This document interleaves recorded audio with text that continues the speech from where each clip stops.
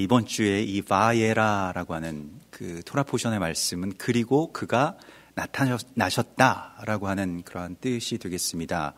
그래서 하나님께서 나타나신다라고 하는 것이 그 당신을 이제 우리 가운데에 드러내시고 계시하신다라고 하는 그런 뜻도 되지만은, 그러나 하나님께서 그 나타나심을 받았다라고 하는 것이 아주 정확한, 문법적으로는 정확한 표현이 되겠습니다. 그래서 그의 백성들로 하여금 또한 이 애굽 땅에서 일어나는 이 10가지의 재앙을 통해서 하나님께서는 여호와라고 하는 하나님의 실체가 무엇인지를 그렇게 드러내 보여주시고 있습니다. 그러니까 우리가 믿는 하나님의 아주 본질적인 그 하나님의 본 모습이 무엇인지를 우리에게 알게 하시는 것이 바로 이 나타나시다라고 하는 이 바예라라고 하는 그 다음 단계의 하나님의 모습이죠. 그 전에는 그냥 전능의 하나님, 그러니까 보호해 주시고 이렇게 그 품에 안아 주신다라고 하는 뜻이거든요. 그 엄마 품처럼 그렇게 따뜻하고 나를 보호해 주시고 그냥 그 나를 케어해 주시는 그러한 하나님에서 여호와 하나님으로 나타나시는 그 다음 단계의 이야기. 그래서 백성들로 부르시고요. 나라로, 그 나라를 또한 다스릴 자들로, 애굽의 종이 아닌 하나님의 나라의 그 영광의 유업을 기업으로 받은 아주 당당한 왕과 같은 제사장으로서 그렇게 우리를 부르신다라고 하는 것이 바로 여호와 하나님으로 내가 너희 가운데 나타나고 또한 너희 이 모든 일들을 통해서 너희에게 보여줄 것이다 라고 말씀을 하시고, 실제로 그 일들을 이제 일으키시죠. 그래서 이 표적과 또한 그 기사를 나타내시면서 그 역사가 이제 그 하나님의 시간 가운데로 들어가게 되는 것을 우리가 보게 됩니다. 그래서 바로 왕이 다스리고 있고 바로 왕이 그 시간을 움켜쥐고 있었던 그곳에서 이제 하나님의 나라가 세워지게 되면서, 그게 이 바로 왕의 나라, 곧 애굽 혹은 이 세상과 적그리스도의 어떤 그런 시스템 안에서 그것을 이 파괴하고 또 하나님의 나라를 구축해 나가는 그 이야기들을 이 마지막 때에 우리가 성도들이 겪을 이 마지막 종말의 이야기와 연결시켜서 하나님께서는 우리 가운데 보여주시고 있습니다. 그래서 이 요한계시록의 그 7나팔, 7인을 떼시면서 하나님께서 일으키시는 그 재앙의 모습과 또 오늘 이 출애굽기에서 말씀하고 있는 그러한 그 10가지의 재앙의 모습은 거의 흡사하게 일치하는 것을 우리가 보게 되는데요.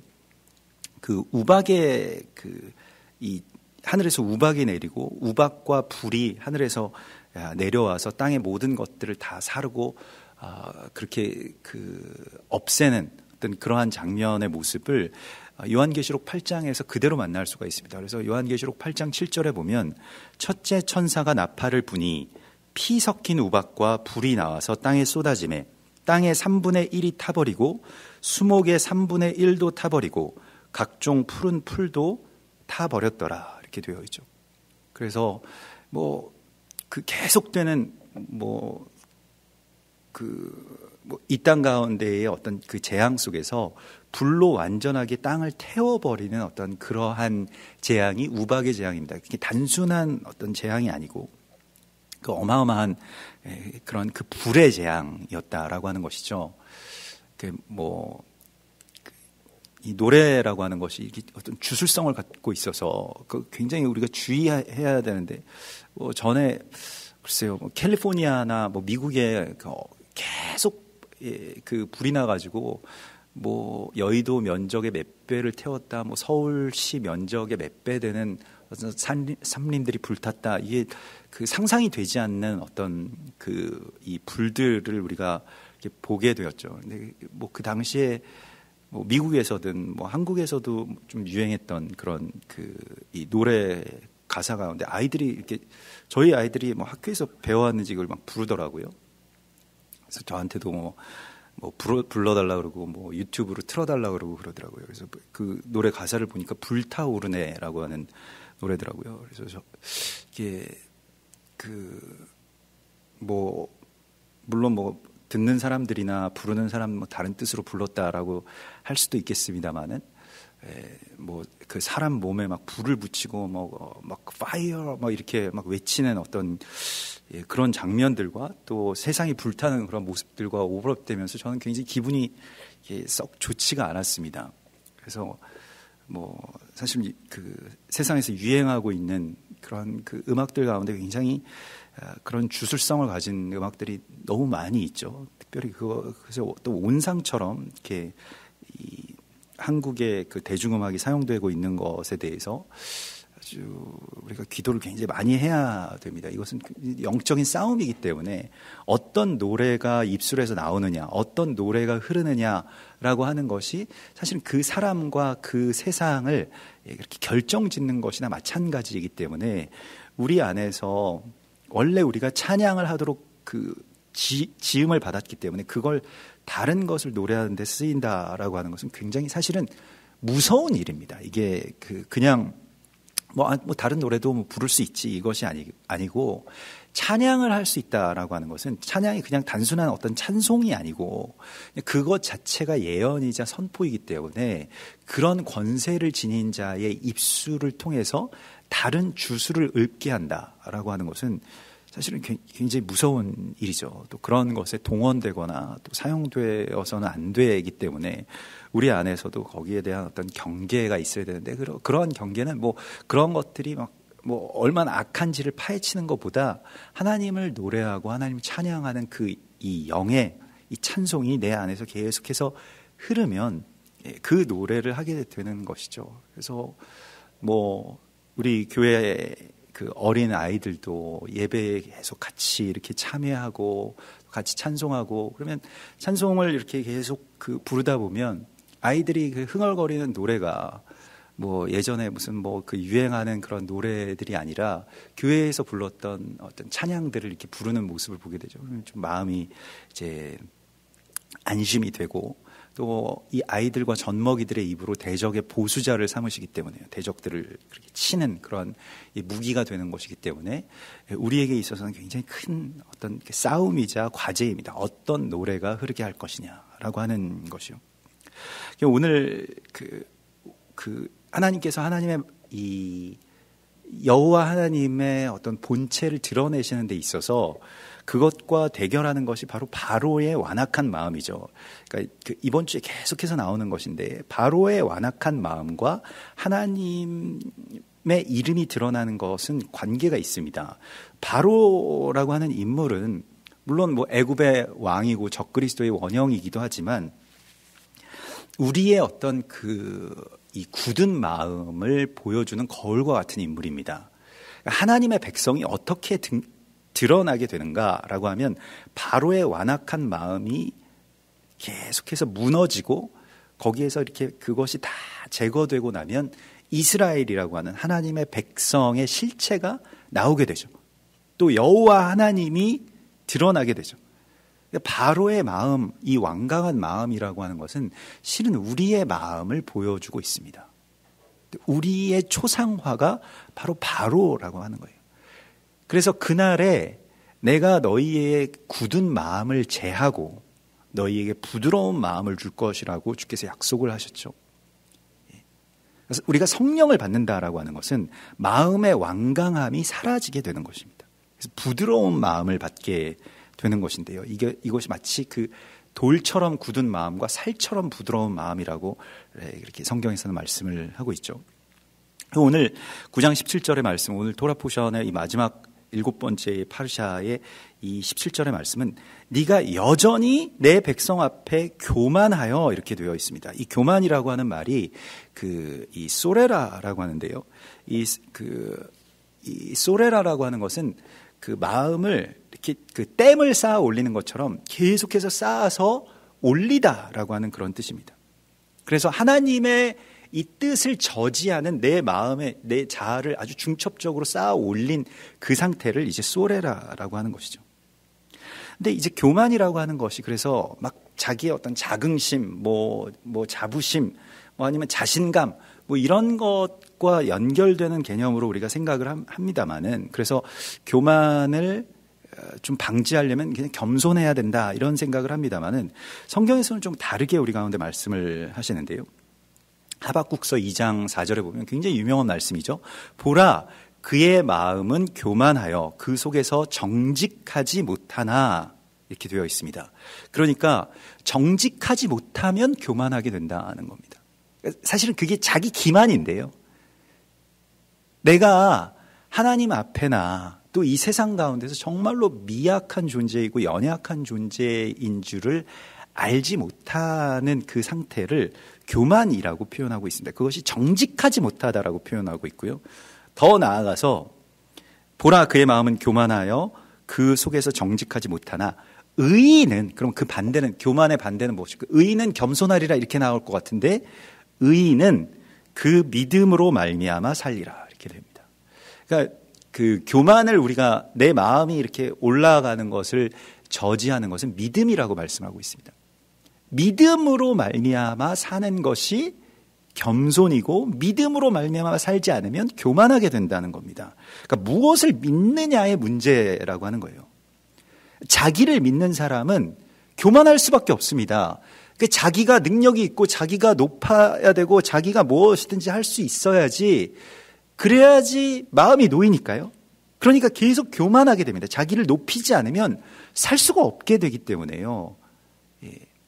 그래서 그게 사실은 일종의 열등감인데 그 열등감을 감추기 위해서 계속 또 자기가 이 높은 자리로 자기 스스로를 그렇게 올리게 되죠.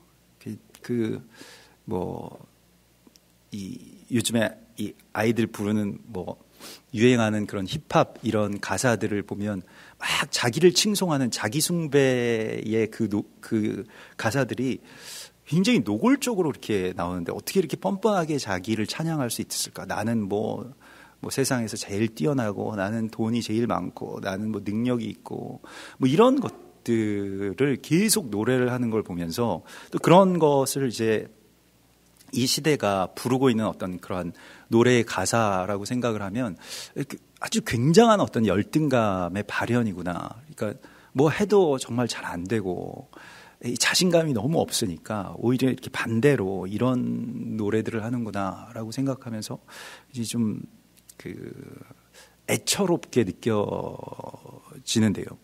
사실 얼마나 열등감에 시달렸으면 이렇게 될까라고 하는 것이죠. 교만이라고 하는 것은 실제로 자기가 높은 것이 아니라 일종의 기만이기 때문에요. 자기가 너무 낮은 것에 대해서 그걸 계속 직면하지 않기 위해서 벌이는 어떤 우리의 사투이기 때문에 그것은 하나님을 믿는 순간, 그러니까 하나님을 하나님으로 모시고 하나님의 능력 아래에 내가 복종하면서 그의 능력을 의지하면서 살아가는 그 진리 속으로 들어가는 순간 이 교만이 사라지게 됩니다. 잠언 4장 8절에서 그를 높이라, 그리하면 그가 너를 높이 들리라, 만일 그를 품으면 그가 너를 영화롭게 하리라, 이렇게 말씀을 하고 있습니다. 그래서 자기 자신을 높이지 않고 낮추는 것, 그것은 그를 의지할 때, 그를 믿을 때에 일어나는 일이라고 말씀을 하십니다. 그래서 이제는 하늘에서부터 내리는 어떤 불의 우박이 떨어진다라고 말씀을 하시는데, 사실 교만이라고 하는 것이 여기서 소레라라고 하고 또 이 바로 왕의 완악한 마음을 이 카바드라고 하지 않습니까? 그 카바드라고 하는 것이, 그러니까 바로 왕의 완악한 마음의 이 두 종류, 세 종류까지 있는데요. 하나는 밀도가 높다라고 하는 그러한 뜻을 갖고 있고요. 마음의 밀도, 자아의 밀도가 높아졌다라고 하는 것이고요. 또한 오늘 이렇게 교만한 것을 카바드라고 하는데, 이 카바드라고 하는 것을 이 영광이라는 뜻으로 이렇게 쓰이게 됩니다. 그러니까 자기 영광을 높일 때에 이 카바드는 완악하다라고 하는 표현이 되고요. 반대로 하나님께 이건 사실은 뭐가 무겁다 이런 뜻이거든요. 원래 뜻은 무게가 나간다라고 하는 뜻인데, 자기에게 무게가 나가게 되면 이것은 완악함이고요.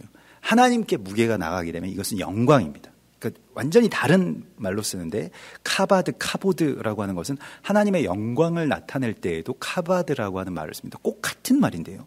어디에 무게를 두느냐에 따라서 이것이 반대의 의미를 완악하거나 아니면 하나님 찬송하거나 이 두 개의 의미를 갖는다라고 하는 것이죠. 그래서 하나님의 말씀 또 하나님의 뜻 또 하나님의 나라에 내 마음을 쏟고 거기에 내 마음과 힘과 뜻을 다 해서 거기에 내 마음이 있으면 이것은 가벼운 마음이 됩니다. 내 마음이 가벼워지는 것이죠. 하나님께 다 맡겨드리고 하나님께 내 마음이 다 쏟아져 있기 때문에. 근데 나에게 초점이 맞춰져 있으면 이게 지금 바로는 자기가 자기 스스로를 지키려고, 자기가 이 나라를 지키려고, 자기가 모든 것을 하려고 하는 그 일종의 두려움 가운데에 휩싸여 있습니다. 그래서 거기서 빠져나오지 못하는 마음을 이제 거기에 마음을 너무 많이 두고 있어서 하나님이 어떤 일을 하시든지 간에 잘 들어오지 않는 어떤 상태, 말씀도 잘 들어오지 않고 어떤 이적과 징조와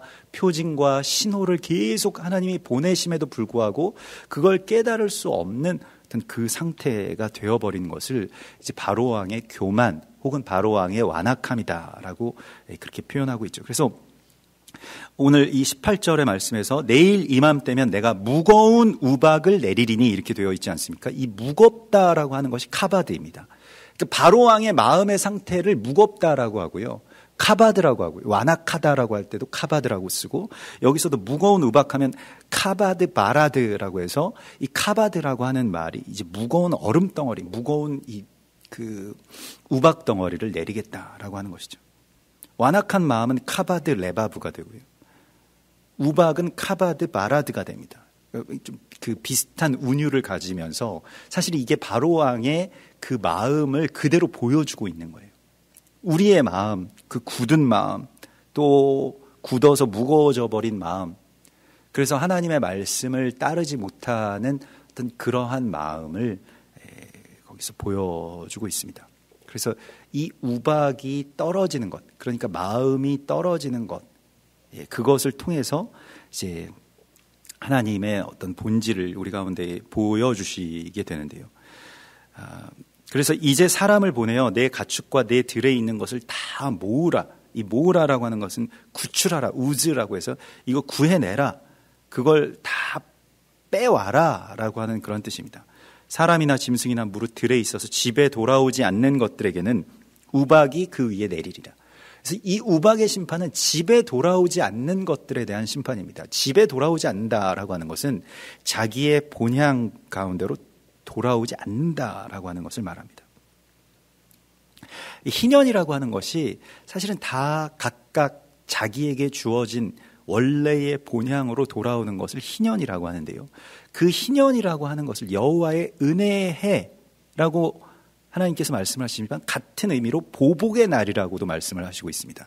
그러니까 희년은 기쁨의 해여서 우리가 주의 집으로 돌아가는 것이기도 하지만 주의 집으로 돌아가지 못한, 그러니까 우리가 본향 가운데로 돌아오지 못한 어떤 그 상태 가운데 있으면 이것은 보복의 날이 됩니다.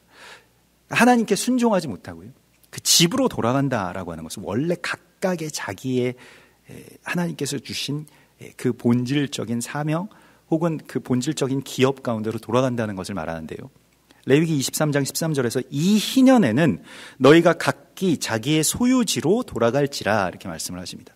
그래서 만일 이 희년에 소유지로 돌아가지 못한, 그러니까 자기 기업으로 다시 돌아가지 못하고 다시 돌려보내지 않으면 바로왕과 같이 자기의 노예들을 자기 집으로 돌려보내지 않고 노예를 풀어주지 않으면 하나님께서 강제 희년을 허락하여 주시는데 강제 희년은 전쟁입니다. 전쟁이 일어나는 것이 희년의 어떤 특징입니다. 사람들이 희년을 지키지 않으면 하나님께서 땅을 쉬게 하시고 사람들을 쉬게 하시기 위해서 어떻게 하느냐? 전쟁을 일으키신다는 거예요. 어떤 사람들에게 있어서 전쟁이라고 하는 것은 해방이죠. 그래서 뭐 북한에서도 무슨 해방 전쟁 뭐 이런 이야기를 하죠. 굉장히 끔찍한 이야기입니다만은 그러나 뭐 많은 어떤 이 고통 가운데 또 비제 또 어떤 노예 생활에 놓여져 있는 사람들이 풀려나게 되는 이야기가 또한 전쟁입니다. 그래서 이게 굉장히 우리 가운데 있어서는 과제인데 우리가 하나님의 여호와의 은혜의 해를 선포하지 못하면 하나님께서는 곧바로 보복의 날이 선포되게 된다라고 하는 것이 레위기서에 나와 있는 희년 개념의 아주 특징입니다. 그러니까 희년은 우리 굉장히 좋은 쪽으로만 해석을 하는데 때로 그것이 전쟁으로 일어날 수 있다라고 하는 것을 우리가 간과해서는 안 됩니다. 이 아키히토 일본 천황이 이제 퇴임을 하죠. 그래서 80세 생일이 되고 퇴임 인사를 하는데 막 일본 궁정으로 사람들이 몰려갔다고 하는 뉴스가 나오는데 아키히토 천황이 살아있는데 퇴위하는 경우는 거의 없는 일이었습니다. 그래서 이게 왜 이런 일들이 있는가라고 하는 것에 대해서 우리가 사실 교황도 마찬가지였고요. 전임 교황과 지금 프란시스코 교황이 살아있는데 그렇게 바뀌었잖아요. 이게 뭔가 굉장한 일이 일어나는 거거든요. 그 뒤에서는 그 내막을 우리가 다 알 수는 없습니다만은 일단 일본의 아키히토 천황이 계속 신년사에서도 그렇고 생일에 80세 생일에도 그렇고 계속 하는 이야기가 있습니다. 헤이세이 시대가 전쟁 없이 끝나게 된 것을 감사하게 생각한다. 계속 그걸 강조하고 있거든요. 그래서 이 일본은 왕의 연호를 따르는 유일한 국가입니다. 그래서 왕의 연호가 이제 헤이세이라고 해서 이건 평화로운 성세, 성대 이렇게 해서 평성이라고 하는 그런 것을 쓰는데요. 말대로 평화의 시기라고 하는 그런 뜻입니다. 근데 이 평화의 시기가 끝난다라고 하는 것을 지금 이야기를 하고 있거든요. 전쟁이 없이 끝나는 것을 감사하게 생각한다라고 하는 말을 바꾸어 보면 이제는 전쟁이 일어날 수도 있다. 이게 불안감에서 나온 이야기가 아니고 실제로 왕을 그렇게 교체하는 데 있어서 왕이 교체되려면 일본의 헌법을 고쳐야 됩니다. 헌법이 개정된다라고 하는 개정 헌법의 이 과정들 가운데서 굉장히 중요한 것이고 헌법에 손을 대는 것은 우리도 굉장히 어렵잖아요. 일본에서도 헌법에 그러면 손을 대야 되겠는데 헌법 개정하는 김에 일본에서 자위대를 파병하고 우리가 실제로 이제 군대를 갖고 이런 것들을 이제 아베가 계속해서 추진하고 있었기 때문에 일왕이 교체되는 그런 법과 더불어서 처리할 가능성도 굉장히 높고 더 나아가서 아베가 원하는 것은 일본이 전쟁 국가, 전쟁을 할 수 있는 상태로 전환되는 것이죠. 그것이 자신들의 어떤 힘과 또 어떤 다음 수순이 될 것인데 굉장히 아베와 이렇게 잘 맞지 않았던 왕이 아키히토 왕이죠. 아베는 야스쿠니 신사의 참배를 몇 번이나 했고 또 그걸 굉장히 강조하는 그러한 총리였는데 이 아키히토 천황은 야스쿠니 신사의 참배를 한 번도 하지 않았습니다. 그리고 자신은 백제인의 후예임을 당당하게 밝히면서 한국과도 깊은 관계가 있다고 생각한다라고 말하고 오히려 전쟁에 희생된 전쟁 희생자들을 위해서 몇 번이나 사과하고 참배했던 왕이 아키히토 왕이죠. 지난번에 제가 일본 갔을 때 타키모토 노조무 목사님의 아버님, 선대 목사님이 타키모토 아키나 목사님은 몇 번이나 이제 일본 왕, 아키히토 왕을 만났다는 거예요. 그래서 계속 복음도 전하고 찬송 CD도 몇 번이나 이렇게 전달하기도 했다는 겁니다. 거기에 대해서 여러 번 그냥 잘 경청을 하는데 왕이니까 믿을 수는 없지만 아무튼 복음에 대해서는 여러 번 그렇게 전했다라고 그렇게 말씀을 하시더라고요. 굉장히 좋은 사람이다. 사람으로서는. 그러나 이러한 일본의 어떤 우상숭배의 시스템 안에서 그냥 그렇게 태양신의 대리인으로 서 있는 것이 안타까울 뿐이다. 이런 말씀을 하시더라고요. 근데 아직 정정한 나이에 퇴임을 한다라고 하는 것에 있어서 또 다른 영적인 의미에서는 이 일본 왕의 연호 있지 않습니까? 이 평성이라고 하는 이 말하자면 헤이셰이라고 하는 이 연호를 왕이 정하지 않고 총리가 정하게 되어 있습니다.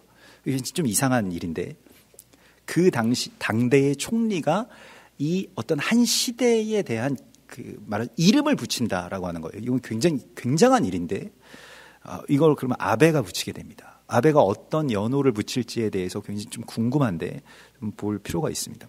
무슨 그 이유일까 여러 가지를 이렇게 그 조사해 보면 아베가 이제 일본 굉장히 강한 뭐 이 무력을 사용할 수 있는 어떤 그러한 일본의 그런 뭐 정식 국가로 이게 군대가 없는 국가라고 하는 것이 일본에게 있어서는 뭐 아킬레스건이고 열등감이잖아요.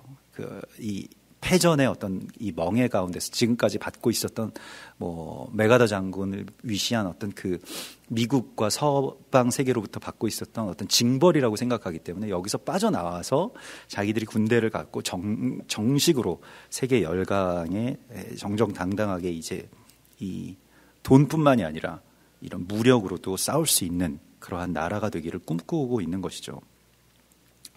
그래서 아베가 어떤 연호를 전하고 어떤 그 시간을 그렇게 열어갈지에 대해서 사실은 그게 이제 관건이라고 생각이 됩니다. 많은 사람들이 예측하기로는 일본 왕을 그 군국주의 시대의 왕의 지위로 되돌리려고, 그러니까 일본 군대의 이 수호자 뭐 이런 식으로 이제 바꾸려고 하는 그런 여러 가지의 어떤 이 마음을 지금까지 감추지 않고 있는 것을 우리가 보게 되고요. 뭐 우리가 지금 뭐 이 일본이랑 계속 사이가 안 좋고 지금 이 시대에 뭐 북한이랑 우리가 사이가 좋고 일본이랑 사이가 안 좋은 이런 시대가 되었는데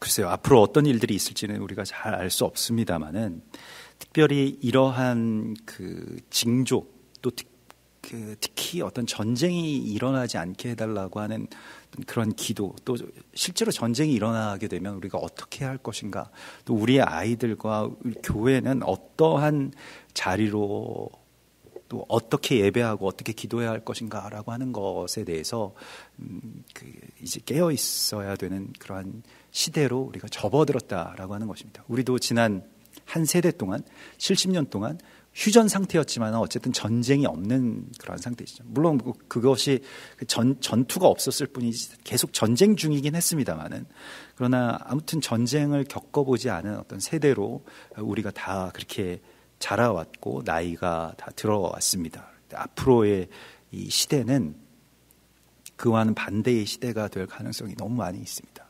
그래서 그것이 너무 안타까운 일이고요. 실제로 그 전쟁이라고 하는 것을 우리가 겪어보지 않았기 때문에 그것의 폐해를 실감할 수 없는 그러한 처지입니다만은 모든 가치들이 다 파괴되는 그러한 그 시대로 접어들 수 있죠.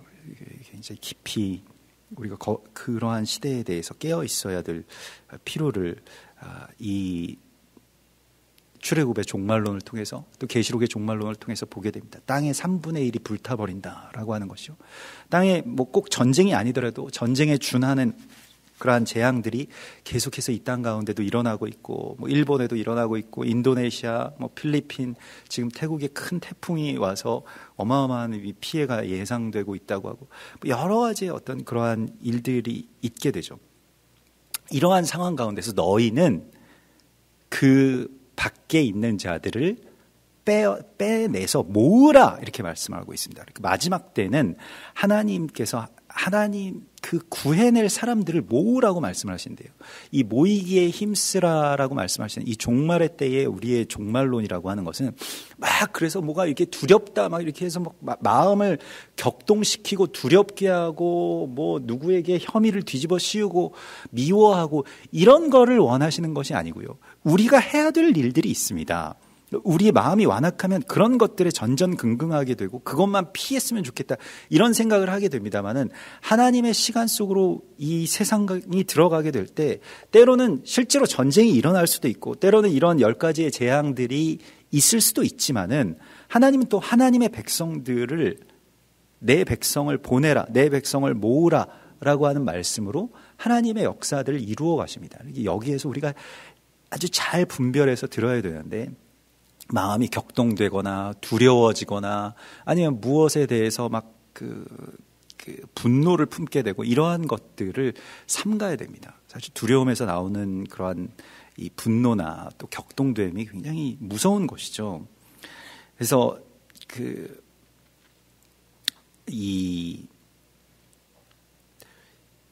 하나님께서는 이 집으로 돌아오지 않는 것들에 대한 심판으로 우박을 주시겠다라고 말씀을 하시면서 에스겔서 25장에 보면 내가 여러 민족 가운데 흩어져 있는 이스라엘 족속을 모으고 그들로 말미암아 여러 나라의 눈앞에서 내 거룩함을 나타낼 때에 그들이 고국 땅 곧 내 종 야곱에게 준 땅에 거주할지라. 그러니까 집으로 돌아오게 될 것이라고 말씀을 하시고 있고요. 사사기서 21장에도 실제로 희년의 때에 그때에 이스라엘 자손이 그곳에서 각기 자기의 지파, 자기의 가족에게로 돌아갔으니 각기 그곳에서 나와서 각 자기의 기업으로 돌아갔더라. 제 자리로 돌아가는 것이 희년이고요. 이것을 우리 가운데 말씀하시고 있습니다. 이 우박의 불이 땅에 내리는 것을 피하려면 자기의 곳으로 돌아가라. 요한계시록에서 자기의 본향을 요한계시록에서는 광야라고 표현을 하고 있습니다. 광야, 자기 곳. 그게 다 자기 집이죠. 그래서 그 자기의 기업으로 돌아간다. 자기의 집으로, 자기의 본질, 자기의 사명 가운데로 돌아간다라고 하는 것이 마지막 때에 우리가 피할 광야가 되겠습니다. 그래서 이런 말씀을 들었을 때 바로 신하 중에서 여호와의 말씀을 두려워하는 자들은 그 종들과 가축을 집으로 피하여 들였으나 이렇게 되어 있죠. 말씀을 두려워하는 자들은 그 가축들을 또 그 사람들을 집으로 피하게 했다라고 하는 것입니다. 그런데 말씀을 두려워하지 못하는 자들, 그러니까 여기에 대해서 그냥 여호와의 말씀을 마음에 두지 아니하는 사람들은 이것이 마음의 완악함이고 마음을 어디에다가 무게를 두고 있느냐의 차이죠. 말씀을 마음에 두지 않는 것이 우박처럼 하늘에서 떨어지는 우박처럼 이 완악한 마음입니다. 그래서 이 어떤 무감각의 시대, 그러니까 뭐 이런 경고가 있어도 그게 뭐 실제로 일어나겠어? 논리적으로 말이 안 되잖아 라고 생각하는 어떤 그러한 그 자기 판단과 또 자기 주관의 시대 속에 우리가 살아가고 있죠. 누가복음 7장 31절에서 예수님께서 이 세대를 내가 어떻게 무엇과 같다고 비유할까라고 하면서 세대에 대해서 이렇게 말씀을 하십니다. 비유컨대 아이들이 장터에 앉아 서로 불러 이르되 우리가 너희를 향하여 피리를 불어도 너희가 춤추지 않고 곡하여도 너희가 울지 아니하였도다 함과 같도다.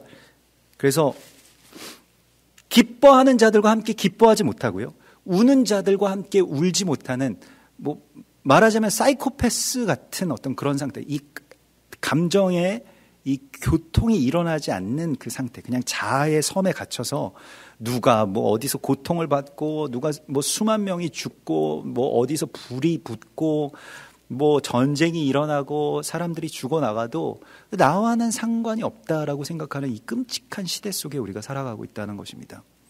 이스라엘도 지금 어마어마한 그 주변의 변화가 있죠. 이 시리아에서 미군이 철수한다라고 하는 것은 거기에 그 있었던 어떤 일종의 뭐 힘의 균형이 완전히 무너지게 되는 것이고요. 이제 크루드족들은 IS에 의해서 다시 다 죽게 되어 있습니다. 그리고 크루드족들 가운데도 유대인들이 굉장히 많다고 이렇게 전해지는데요. 크루드족은 또 다른 어떤 뭐 정말 완전히 나라 잃은 어떤 그 나라 자체가 없으니까, 크루드라고 하는 나라가 있었는데 그게 완전히 사라졌기 때문에, 그래서 계속해서 그 중동의 전쟁이 일어날 때마다 용병으로 고용돼서 항상 약속을 받죠. 이 전쟁이 끝나면 뭐 당신들이 살 곳을 마련해 주겠다. 그래서 한국까지, 그 한국 전쟁에는 또 6.25 때 터키에서 크루드족들을 다 끌어다가 여기에 이 용인 이 석성산에다가 몰아넣고 알라를 위해서 죽어라. 그러면 당신들이 살 곳을 우리가 주겠다라고 하는 그런 터키의 약속을 믿고 여기서 많은 숫자의 사람들이 죽지 않았습니까? 석성산 전투에서 터키군 가운데 대부분은 장교들 외에 거의 대부분의 병사들은 다 크루드족이었다고 그렇게 알려져 있는데요. 이 크루즈족들이 지금 IS를 격퇴하고 거기에 이제 IS가 차지하고 있었던 땅의 자치령을 허락하겠다라고 하는 이 각국의 뭐 특히 터키나 시리아에서 그런 용병으로 고용돼서 지금 싸우고 있다가 크루즈족과 이제 미군이 같이 크루즈족의 미군이 무기를 대어주고요. 거기에 뭐 군대를 관리해주면서 이제 같이 있다가 미군이 철수하게 되는 것이죠. 러시아와 터키가 이제 그 IS와 또 한편입니다. 굉장히 복잡합니다. 뭐 순위파, 시아파, 뭐 여러 가지 그 이야기들이 있습니다만은 그러면서 바로 그 이스라엘의 북쪽의 국경에 가서 우리도 지난번에 갔을 때 이 계속 폭음 소리가 폭탄이 터지는 그런 소리가 들릴 정도의 어떤 거리입니다. 거기에 그 시리아 그 마주하고 있는 그런 그 국경 지역의 이제 패권을 이제 러시아가 차지하게 된다라고 하는 것이죠. 마지막 때에 뭐 곡과 마곡의 전쟁 뭐 이런 것들도 많이 들어보시지 않았습니까? 그러한 그 장본인 나라라고 할 수 있는 러시아가 이제 일단은 이스라엘의 북쪽에 진을 치게 되는 것입니다. 굉장히 여러 가지의 어떤 의미들이 그 안에 있다라고 할 수가 있겠습니다. 시대가 변하고 있는 것은 분명한 사실인 것 같습니다.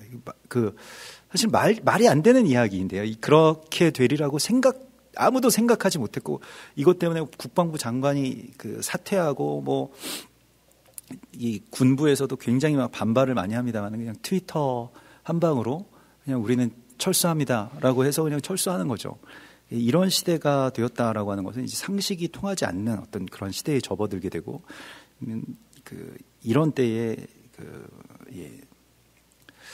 정말 어떤 일이 일어날지 우리가 뭐 예상하기 어려운 그런 시대 가운데 우리가 들어간 것은 맞습니다. 그러나 주께서 오늘 우리에게 말씀하시는 것은 여호와의 말씀을 마음에 두느냐 아니면 그냥 자기의 판단을 믿느냐라고 하는 것에서 차이가 났다는 거예요. 애굽 온 땅에 우박이 있을 것이다라고 할 때 우박을 뭐 구경도 해보지 못한 사람이 우박 그게 뭔데? 하늘에서 뭐 얼음 덩어리가 떨어진다. 야, 이 더운 나라에 뭐 비도 잘 오지 않는 이러한 나라에 무슨 우박이냐? 살면서 우박을 본 적이 있느냐? 우박이 내릴 확률이 얼마나 되냐? 이걸 한번 생각을 해보니까 우박에 대해서 뭐 생각해 보니까 온다는 말만 있지 이거 근거 없는 그런 소문에 그 들에 나가서 일하고 있는 자기의 노예들과 그 소들과 밭일을 지금 다 열심히 해야 되는 그 시기에 이러한 말 한마디에 그걸 다 불러 모은다? 그건 뭐 있을 수 없는 일이다라고 해서 대부분 다 안 불렀다라고 하는 거예요. 모세가 하늘을 향하여 지팡이를 들매 여호와께서 우레소리와 우박을 보내셨다라고 말씀을 하고 있습니다. 그래서 그 피와 개구리와 또 그리고 파리, 뭐 독종, 그 가축의 어떤 질병 이런 것은 다 땅에서 나오는 어떤 그러한 재앙이었고요. 우박부터는 이제 하늘에서부터 내려오는 어떤 하늘 뭐 우박이나 또 흑암이나 장자의 죽음이나 이런 것들은 하늘로부터 비롯되는 어떤 그러한 그 재앙이 이제 시작되고 있습니다. 그래서 모세가 하늘에 그 전에는 땅에 지팡이를 대었을 때에 땅에서 뭐 티끌이 변해서 뭐 이가 된다거나 뭐 독종이 된다거나 이런 일들이 있었고요. 나일강에 또 그 지팡이를 대면 나일강이 피로 변한다거나 이런 일들이 있었다라고 한다면 이제는 하늘의 어떤 영역에서 일어나는 그런 재앙들이 시작이 됩니다. 그래서 이러한 우박이 땅에 있는 모든 것들을 우박과 불이 내린다라고 말을 하고 있죠. 불덩이가 우박에 섞여서 내림이 심히 맹렬하니 이렇게 되는데요. 요한계시록 그 8장에 나오는 이 첫째 나팔, 첫 번째 천사가 나팔을 부니 피 섞인 우박과 불이 나와서 땅의 3분의 1이 다 타버렸다라고 하는 바로 이 이야기죠. 그런데 이스라엘 자손이 있는 그곳 고센 땅에는 우박이 없었더라 이렇게 되어 있습니다. 고센이라고 하는 것은 그 가까운 곳으로 이끄시다라고 하는 그런 뜻입니다. 가까운 곳에 부르시다라고 하는 그런 뜻입니다. 이게 고센입니다. 하나님의 백성들이 거주하는 곳이고요. 주의 제단의 이름입니다. 시편 73편 28절에 하나님께 가까이 함이 내게 복이라 내가 주 여호와를 나의 피난처로 삼아 주의 모든 행적을 전파하리이다.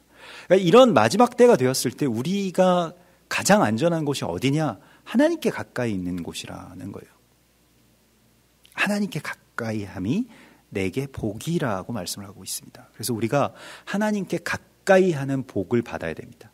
이 복이 바로 우리가 지난 1월 1일에 나누었던 이 아쉘의 복도 바로 그것이죠. 하나님께 이 고든, 그러니까 이게 가깝다라고 하는 것과 연결되는데요. 신명기 4장 7절의 말씀에서 우리 하나님 여호와께서 우리가 그에게 기도할 때마다 우리에게 가까이 하심 같이 그 신이 가까이 함을 얻은 큰 나라가 어디 있느냐. 이스라엘이라고 하는 나라는 물론 이 가나안 땅이라고 하는 이 땅의 어떤 그 위치를, 공간을 하나님께서 주셨지만은 그러나 하나님께 가까이 함을 받은 것이 이스라엘이라고 하는 것입니다. 그래서 시편 65편 4절에서도요. 주께서 택하시고 가까이 오게 하사 주의 뜰에 살게 하신 사람은 복이 있나이다. 우리가 주의 집 곧 주의 성전의 아름다움으로 만족하리이다. 그러니까 어디에 만족하느냐에 따라서 어디에 가까이 있느냐가 결정된다는 거예요. 내가 만일 돈을 사랑하고 돈에 만족한다라고 하면 돈에 가까이 있는 곳이 되겠죠. 거기에 있겠죠. 주검이 있는 곳에는 독수리들이, 파리들이 모이느니라 주께서 말씀을 하신 것과 마찬가지로요. 어디에 내가 있느냐라고 하는 것을 묻고 계시는 것입니다. 그래서 이 가까이 한다라고 하는 것을 카라브라고 하는데요. 보통 우리가 하나님께 드리는 예물을 말할 때 카라브 코르반이라고 합니다. 가까이 가기 위해서 드리는 선물, 뇌물. 그러니까 예배라고 하는 것은 기본적으로 하나님께 가까이 가기 위해서 우리가 주님 앞에 무엇을 드리는 거예요. 찬송을 드리고 시간을 드리고 마음을 드리고 물질을 드리고 그렇게 자꾸 드리면서 하나님께 가까이 나아가는 것입니다. 내가 전에 어딘가에 쓰고 있었던 어떤 마음, 내가 어딘가에 두고 있었던 나의 마음, 그것을 하나님께로 올려드리면서요. 점점 이제 가까이 나아가게 되는 것이죠. 근데 그것이지 막 아깝고 내가 하나님께 시간 쓰기도 아깝고 돈 쓰기도 아깝고 이거 다 그냥 내가 허비한다라고 생각이 되면 이제 가깝게 가지를 못하는 것이죠. 하나님께 드린다라고 하는 이 예배가 상실되게 되면 손해보는 느낌이 계속 들게 되거든요. 그럼 곧바로 우리는 하나님의 백성에서 바로왕의 마음으로 그냥 전락해버리게 됩니다. 그래서 우리가 늘 구하여야 될 것이 내가 하나님께 가까이 가기를 원합니다. 내가 하나님께 더 가까이 가기를 원합니다. 라고 하는 것을 계속해서 구해야 됩니다. 그것이 하나님이 당신을 우리 가운데 드러내시는 것이고요. 또한 우리 안에서 하나님이 드러내시는 그러한 길이 되기 때문에 그렇습니다. 그래서 우리가 올해에 여러 가지 어떤 여러분 계획도 있고 마음의 소원도 있으시겠습니다만은 내 일이나 아니면 주변의 어떤 상황이나 우리 가족이나 이런 거 다 떠나서 우리가 하나님께 가까이 가기를 원한다라고 그것이 나의 소원입니다라고 이렇게 고백하시면 거기에서 하나님께서 주시는 보호와 또 은총이 있는 거예요. 거기에 하나님이 드러나게 되는 것입니다. 그래서 이게 그 거리의 문제입니다. 하나님과는 늘 하나님 내가 어디에 있느냐라고 하는 것을 늘 물어보시기 때문에요.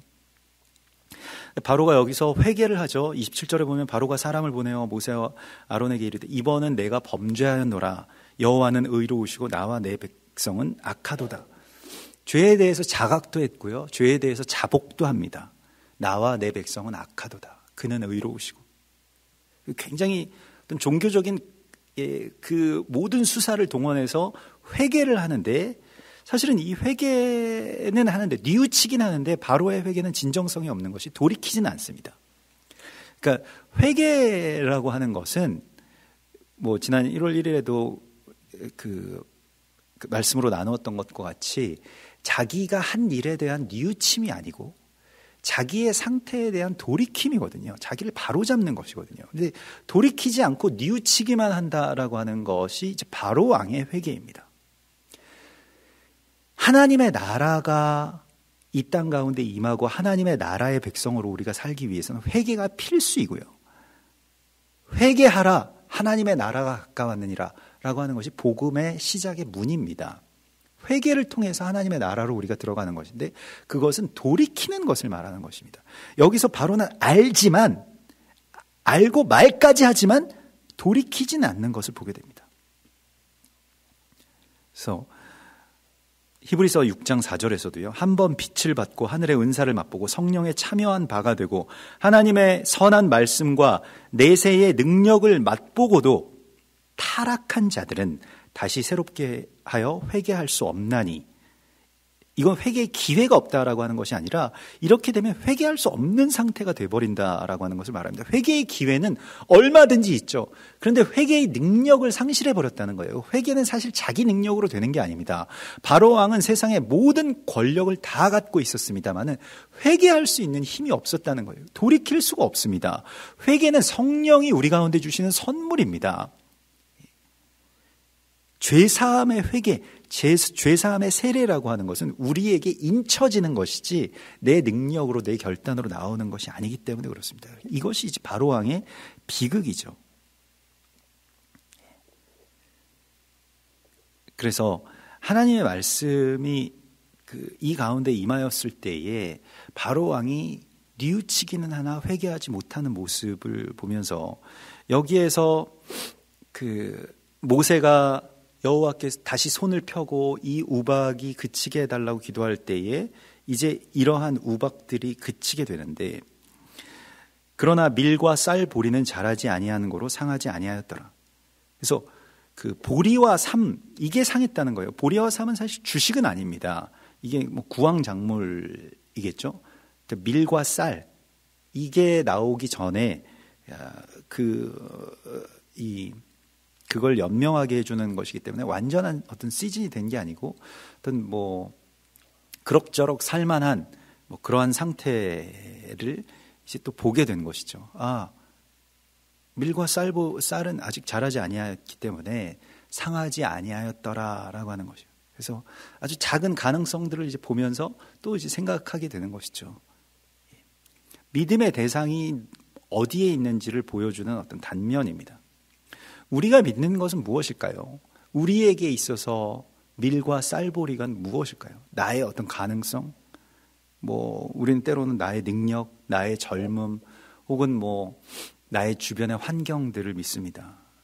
근데 이 10가지의 재앙을 통해서 바로왕에게나 또 이스라엘 백성들에게나 전에 내가 마음을 두고 의지했던 것들을 하나하나씩 제거해 가십니다. 이 열이라고 하는 것은 충만의 숫자이고 완전의 숫자이죠.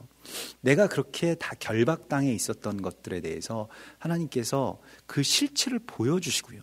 사실 이 10가지 재앙의 이 재앙의 모습들은 또한 이 애굽의 열신들, 그러니까 그 열신들이라고 하는 것은 그냥 애굽의 만신이라고 할 수가 있겠죠. 그 10,000가지의 신들을 다 의지하는 그 문화 안에서 노예가 되어 있었던 이스라엘 백성들을 회복시키시는 것입니다.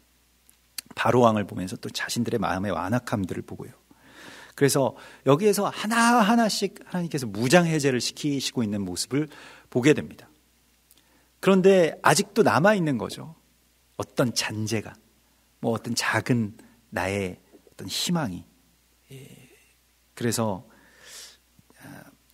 예레미야 애가에서는 예레미야가 결국 예루살렘의 패망이라고 하는 것에 참된 의미를 발견하면서 하나님 찬송하는 모습이 나오죠. 예레미야 애가 3장에서.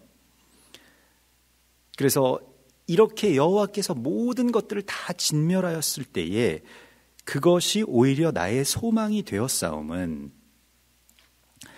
여호와의 인자와 긍휼이 무궁하심으로 우리가 진멸되지 아니함이니이다.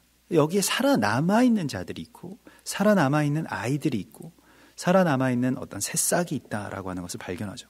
이것들이 아침마다 새로우니 주의 성실하심이 크시도소이다.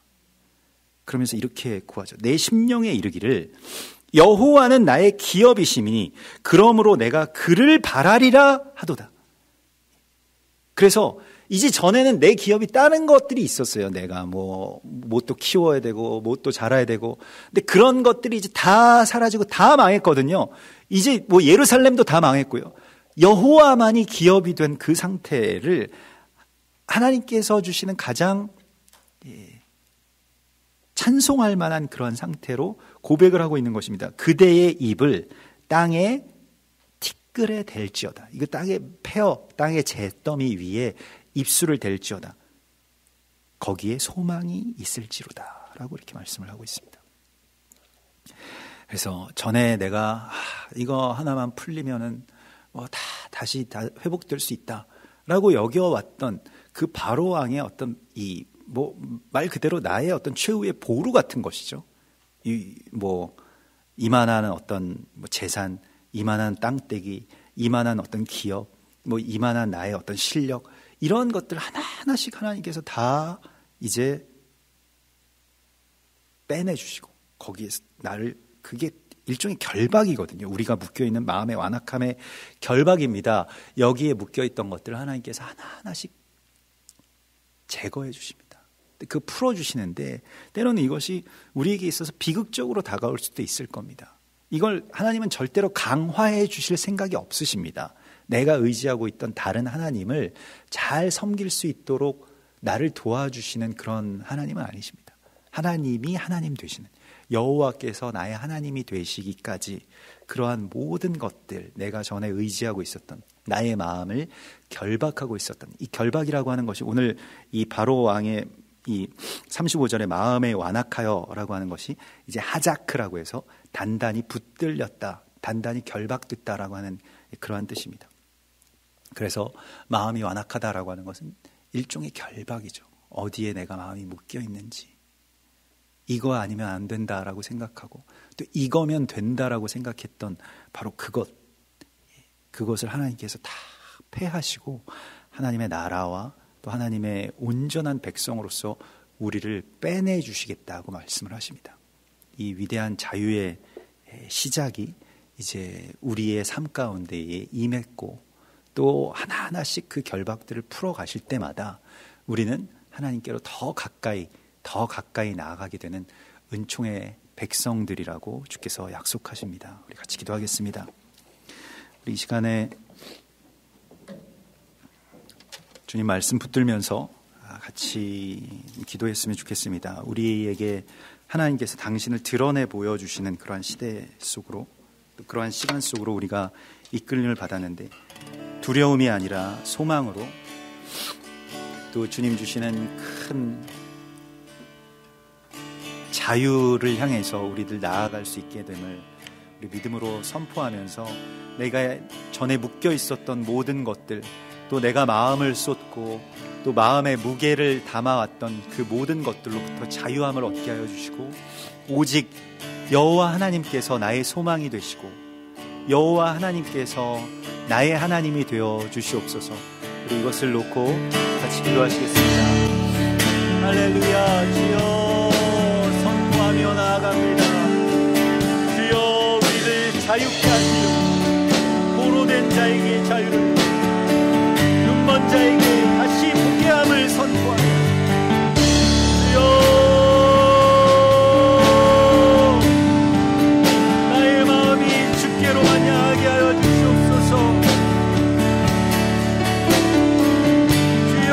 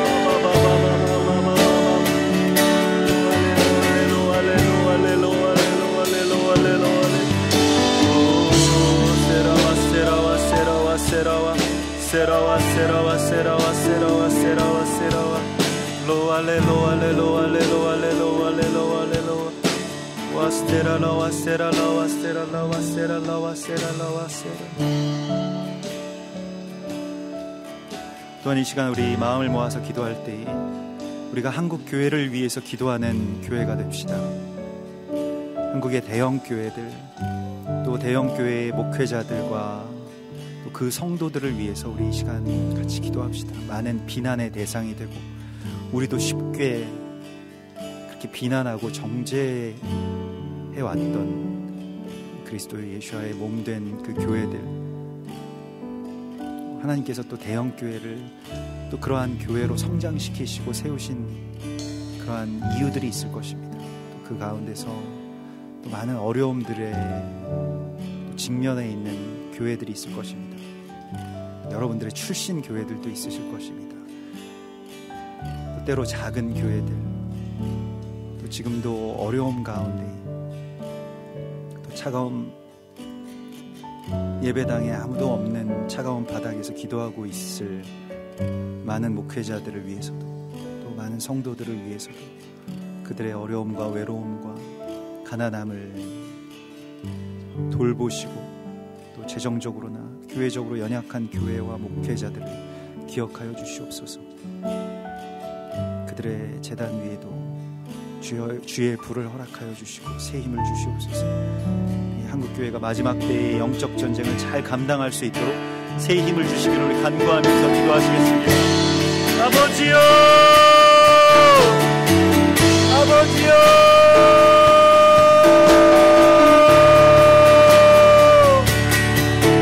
아버지여 지켜주시옵소서. 아버지여, 목숨이 꼴과 같은 내 교회를 지켜주시옵소서. 아버지여,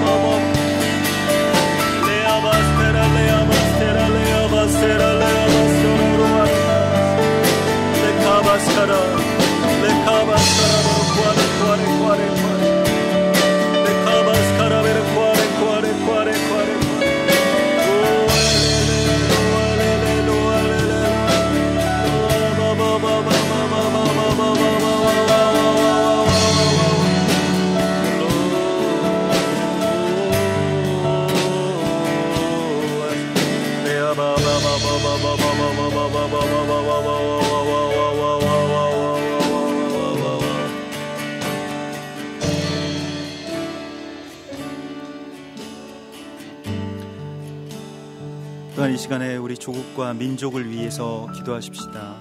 또 이 땅이, 또 이 나라가 경제적으로나 정치적으로나 또 영적으로 또 외교적으로도 어려운 시기에 있습니다.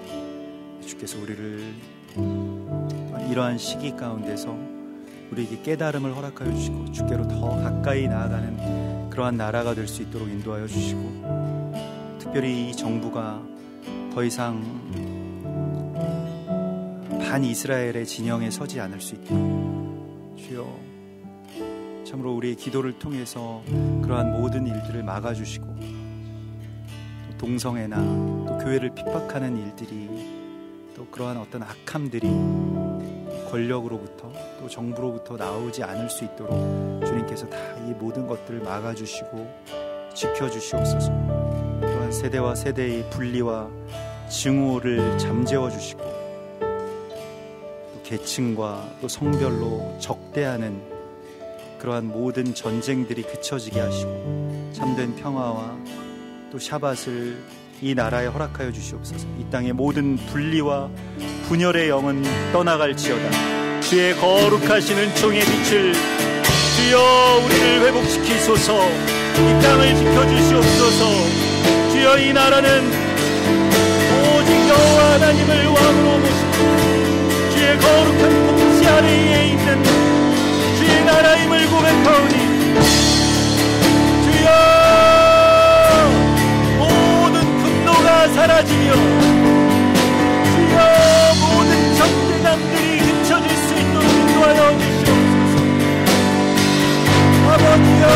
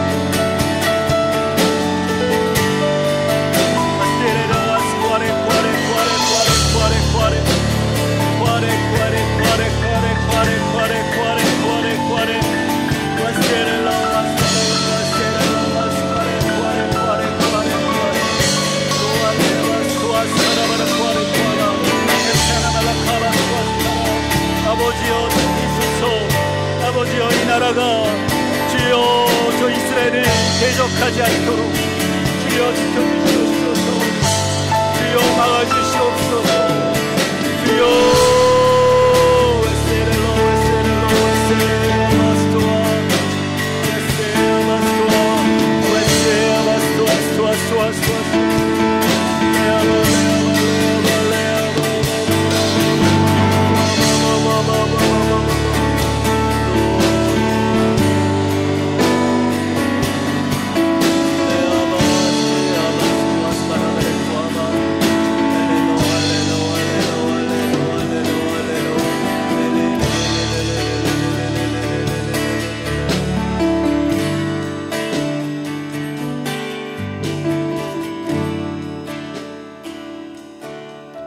또한 이 시간 우리 마음을 모아서 열방을 위해서 기도할 때 특별히 일본을 위해서 기도하십시다. 저 일본 땅이 마치 군대의 귀신 들린 거라사의 광인처럼 군국주의의 귀신의 사로잡히지 않도록 주님 지켜주시옵소서.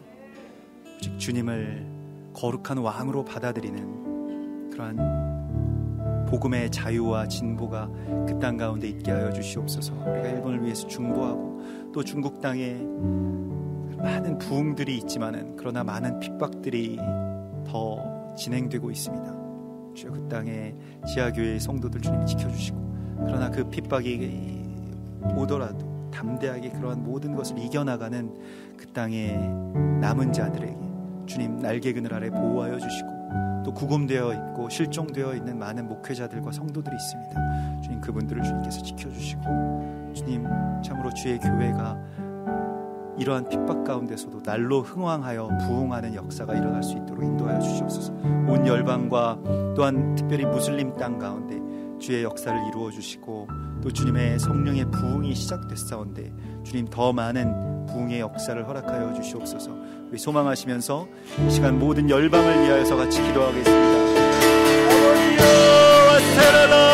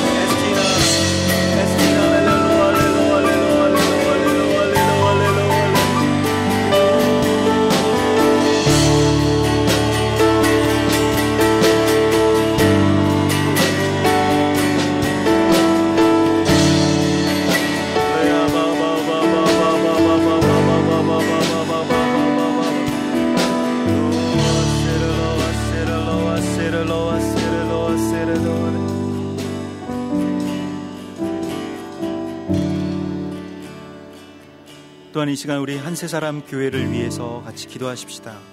각 가정교회들의 주님께서 주시는 새로운 부흥과 새 힘으로 채워주시옵소서. 새 예루살렘, 생명수, 마하나임 교회, 이삭의 우물교회, 모퉁이돌 교회, 아둘람 교회, 다음 세대 교회, 바루카바 교회를 주의 거룩하고 강력한 용사요, 주의 거룩하고 강력한 주의 교회로 세워주시고, 이 가정교회, 상급교회의 모든 연약함들이 벗어지게 하여 주시고, 주의 나라의 남은 자들로 끝까지 바알에게 무릎 꿇지 아니하는 주의 남은 자들 되게 하여 주시옵소서. 주여 성도들의 육적인 영적인 건강을 지켜주시고 예배할 새 힘을 허락하여 주시옵소서. 우리의 자녀들 청소년 청년들에게 새로운 힘과 부흥의 위임을 허락하소서. 주여 경제적으로 어려움을 겪고 있는 가정들을 돌보아 주시고 주께서 친히 먹이시고 갚으시고 입히시는 은혜를 알게 하여 주시옵소서. 주여 우리를 자유케 하소서. 주여 우리를 강하게 하소서. 우리를 부흥케 하여 주시옵소서. 주여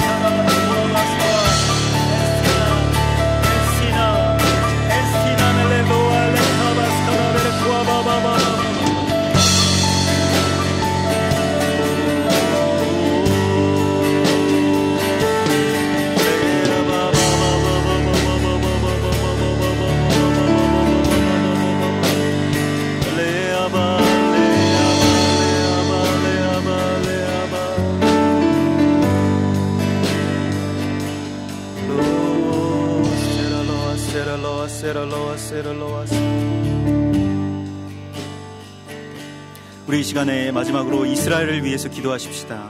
주여 그 백성들에게 주의 빛을 비추어 주시옵소서.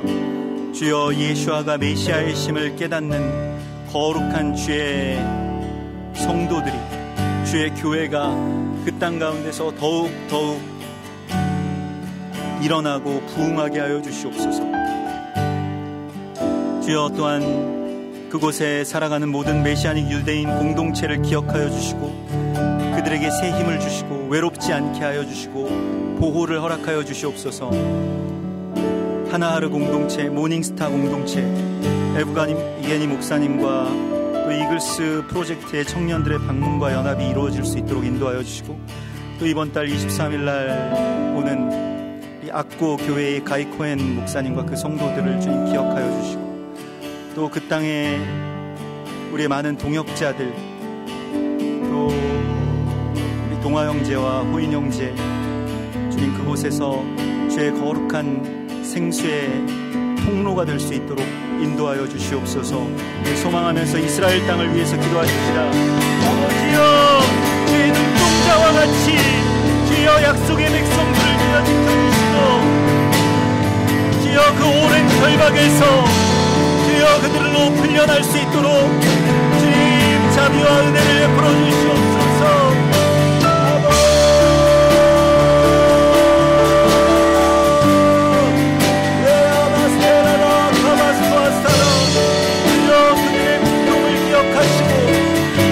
그들의 결박을 끊어주시고 그들의 연약함이 벗어져 아버지 하나님의 나라에 거룩한 택하신 족속이요 완전한 제사장으로서 살아갈 수 있도록 인도하여 주시옵소서. 리아바스토아스타라 리아바스토아스타라 레레로 알레로 알레로 알레로 알레로 알레로 알레로 알레로 와세라라 와세라라 와세라 와세라 와스카라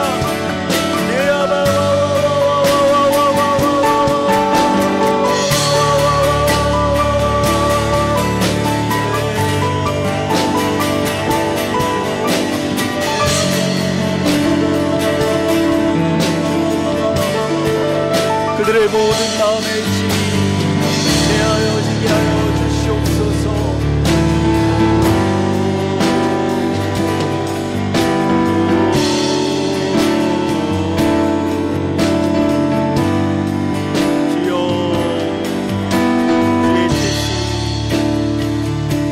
땅 가운데서 이루어지게 하여 주시옵소서.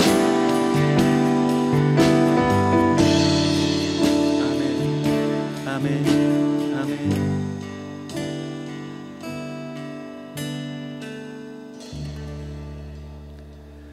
하늘에 계신 우리 아버지시여, 이름이 거룩히 여김을 받으시오며 나라의 임하옵시며 뜻이 하늘에서 이룬 것 같이 땅에서도 이루어지이다.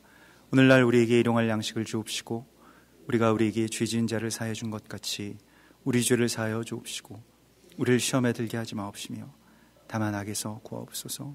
대개 나라와 권세와 영광이 아버지께 영원히 있사옵나이다.